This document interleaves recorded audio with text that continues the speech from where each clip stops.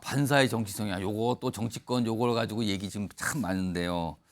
일단 얼마 전에 정진석 국민의힘 의원이 노무현 전 대통령 관련 명예훼손 이 혐의로 실형 선고를 받았잖아요. 검찰에서는 사실 500만 원 벌금 구형했는데 실형이 나왔어요.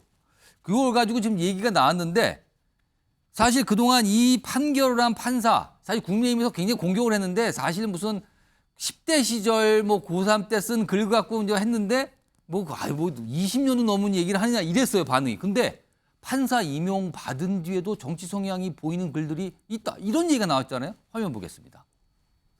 이런 글들이 나왔어요. 이게 2018년 1월 그리고 옆에 2019년 10월인데 무슨 박정부 사법부 블랙리스트 대법원장 사과 다음 날 뭐 분노하라? 뭐 이런 거를 뭐 이렇게 본인의 SNS에 올렸고요. 그리고요. 조국 사태 당시에는 누가 먼저 돌로 치랴?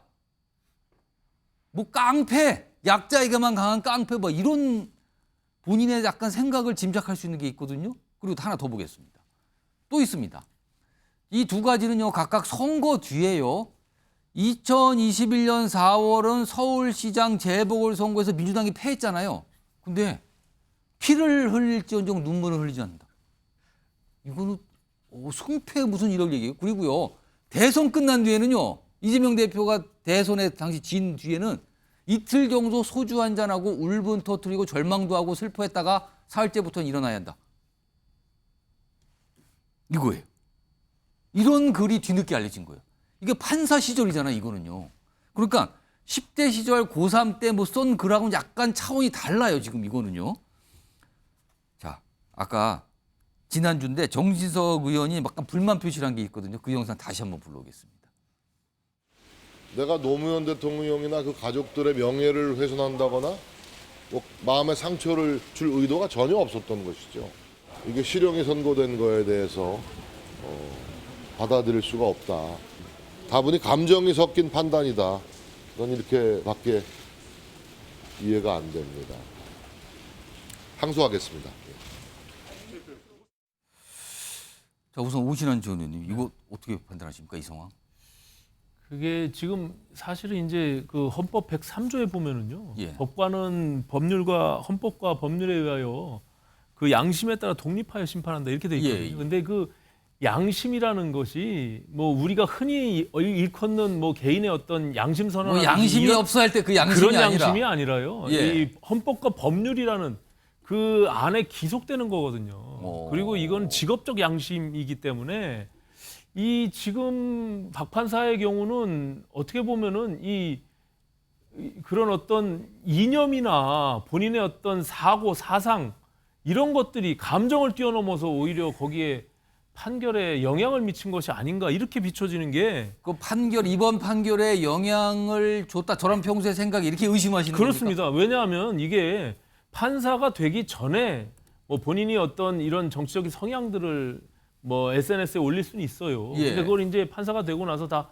삭제했다는 거 아닙니까? 이제 그 이후에 어떤 정치적인 사안들이 있을 때마다 뭐 본인이 조국도 아니고 이렇게 지금 판사로서 저렇게 정치적인 성향을 남기는 그런 견해를 남기는 저런 SNS를 남긴 것은 제가 봐도 잘 이해가 되질 않아요. 이게 판사의 자질이 있는 것인지. 왜냐하면 그것이 어떤 판결을 내리더라도 정치적 판결이 될 수밖에 없잖아요. 지금 정진석 의원의 경우는 어떻게 보면 정치인에 대한 사법적 판단을 한 건데 더군다나 노무현 전 대통령에 대해서 어떻게 보면 명예훼손에 대한 부분이니까 이것이 정치적으로 나눠질 수가 있는 부분이거든요. 그런데 저렇게 정치적 성향을 노골적으로 드러낸 그 과거의 어떤 게시글들이 드러난 상태에서 저렇게 판결을 한 것이다. 그리고 기존의 어떤 판례에도 부합하지 않는 굉장히 과한 실형을 선고한 것으로 봐서 저는 물론 이제 항소심에 가서 이것이 저는 뭐 개인적으로는 뭐 이것이 수정되리라고 보는데 일단은 박병곤 판사의 경우는 이것은 법관 윤리 강령 제3조를 명백하게 위반한 내용입니다. 법관은 공정성과 청렴성을 의심받을 행동을 하지 아니한다. 이렇게 명시돼 있거든요. 그래서 이건 대법원이 지금 뭐 이거를 조사한다고 그러는데요. 이 내용들을 상세히 한번 들여다볼 필요가 있다. 저는 이렇게 생각합니다. 김수 전 총장. 그리고 더 주목받은 거는요. 이 판사가 최근에 본인의 저런 글들을 다 삭제했다는 거예요, 스스로. 이거 뭡니까, 그럼? 일단 뭐 기사는 뭐 그렇게 좀 난 것 같습니다. 예.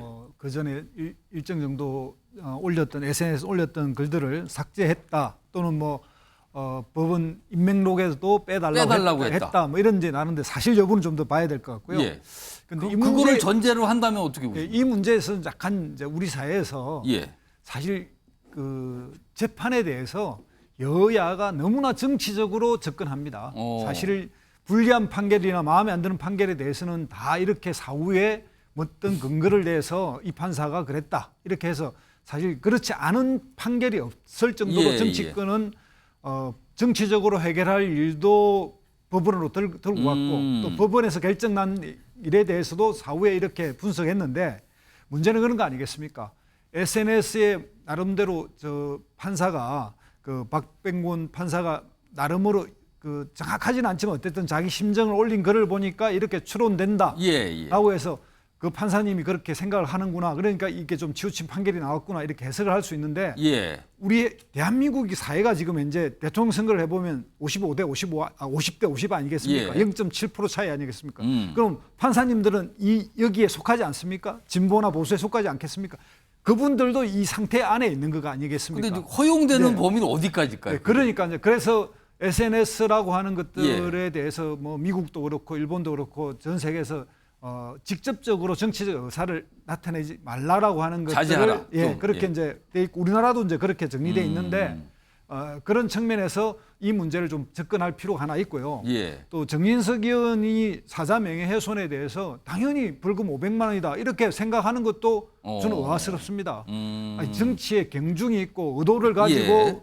노무현 대통령을 만약 그렇게 비난할 목적을 가졌으면 예. 행위 무거울 수도 있는 거죠. 그런데 그런 문제에 대해서 마치 500만 원이 이런 명예훼손에 그냥 정답이고 예. 이건 지나친 거다 이렇게 이야기하는 건 또 한번 생각해 볼 문제라고 봅니다. 그래서 이런 만약 이런 식의 시비가 많이 된다면 앞으로 판사는 AI가 해야죠. 정치적으로 아무런 문제가 없는 AI가 해야 되는데 판사도 대한민국 국민 예. 안에 있고요.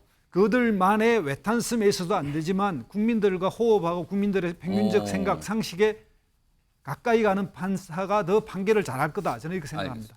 지금 두 분 말씀하시는 거는 어떻게 보면 편향성에 대한 의심? 그게 뭐 그럴 수 있는 거 아닌가? 편향성 문제 없는 거 아닌가? 약간 이렇게 맞선 의견이신데요. 다음 얘기는 요 박 판사와 관련돼서 어떤 재판 결과의 형평성 요걸 좀 따져보는 요 내용 좀 다뤄보겠는데 일단 화면 좀 보겠습니다.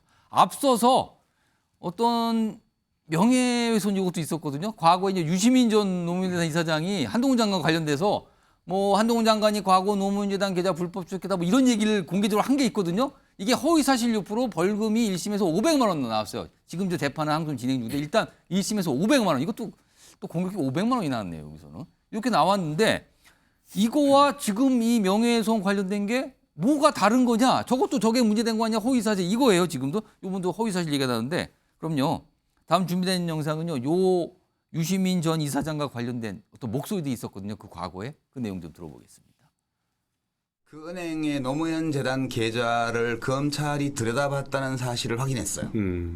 저희 개인 계좌와 노무현 재단 계좌를 다 들여다본 것 같아요. 예. 제가 노무현 재단 계좌를 봤다는 거는 제가 확인했고요. 2년 반 전에 조국 수사가 시작됐을 때 유시민 씨가 갑자기 제가 자기 계좌 추적을 했다는 황당한 거짓말을 하기 시작했습니다. 물론 저는 유시민 씨나 노무현 재단에 대해서 계좌 추적을 한 사실이 전혀 없습니다. 이 사안까지 같이 이제 묶어서 보면 신주호 의원님 그래서 정치권에서 나오는 일각의 의원이 이 정도면 판사 성향이 정치적 성향이 유무죄나 형량을 가르는 거 아니냐 이런 시각과 지적도 좀 있어요. 그러니까 유시민 씨 그 형량에 비해서 너무 과하죠. 근데 어떤 저 잔재주를 부렸냐면요. 예. 노무현 전 대통령이 공적 인물이 아니다.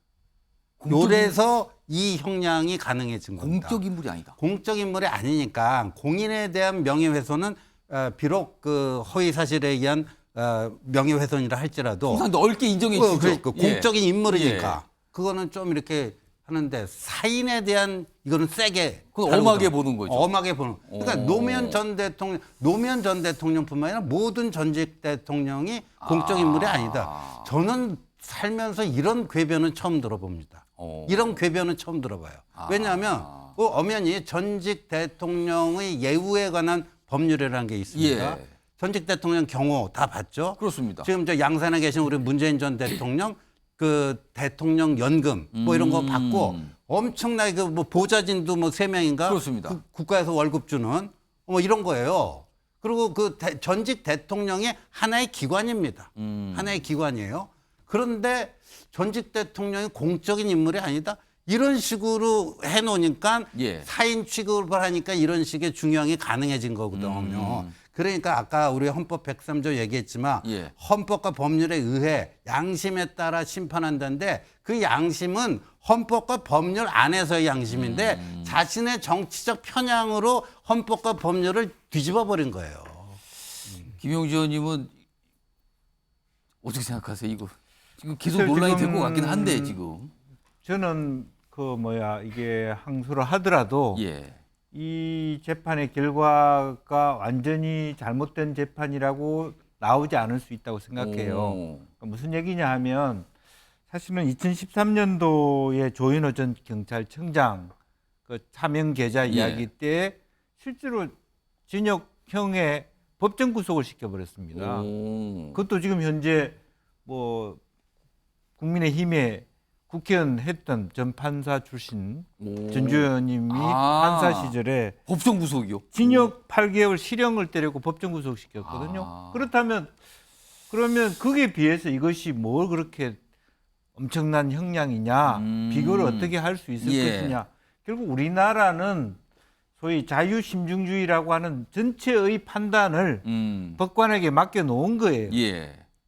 그래서 그 법관이 그렇게 우리가 봤을 때 과하다고 할 수 있고 그 성향 때문에 그렇게 했다고 얘기할 수 있다 하더라도 예. 또 다른 법관의 입장에서 봤을 때 그것 자체가 너무 문제가 많다라고 얘기할 수 있을까? 이제 지금 나오는 얘기도 그런 부분이 있습니다. 그래서 기본적으로는 뭐 양형이라고 하는 예. 기준이 있겠죠. 양형에 비해서 지나치니까 이런 문제가 나온 건 맞습니다만은 그럼에도 불구하고 법으로 봤을 때 우리나라는 엉뚱한 판결이 나도 어쩔 수 없는 지경에 있다. 그런 말씀을 드려야 될 것 같습니다. 알겠습니다.